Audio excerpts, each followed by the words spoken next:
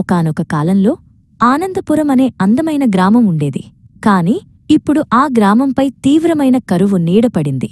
పచ్చని పొలాలు బీటలువారి జీవనది అయిన సునందని నది ఎండిపోయి గ్రామస్తుల హృదయాలలో ఆశలు అడుగంటిపోయాయి. కాని కిరణ అనే అమ్మాయికి మాత్రం అమ్మవారిపై విశ్వాసం సడలలేదు.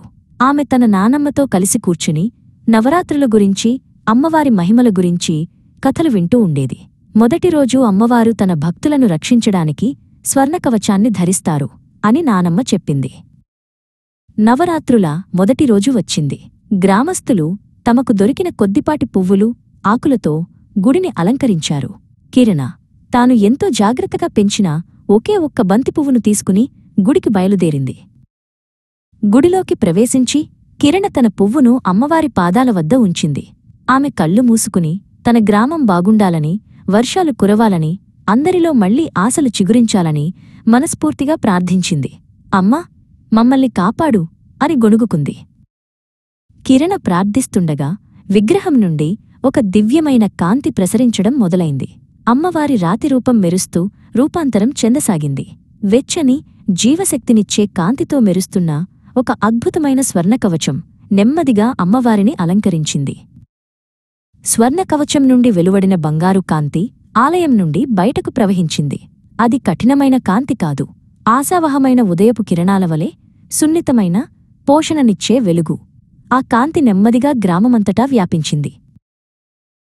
ఆ బంగారు కాంతి ఎండిన పొలాలను తాకింది.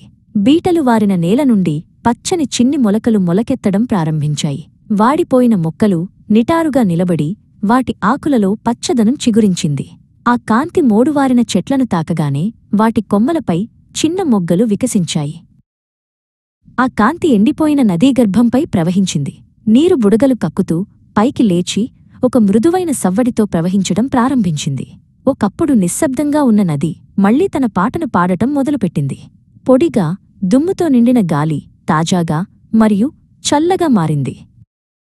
గ్రామస్తులు తమ ఇళ్ల నుండి బయటకు వచ్చి తమ కళ్ల ముందు జరుగుతున్న అద్భుతాన్ని చూసి ఆశ్చర్యపోయారు.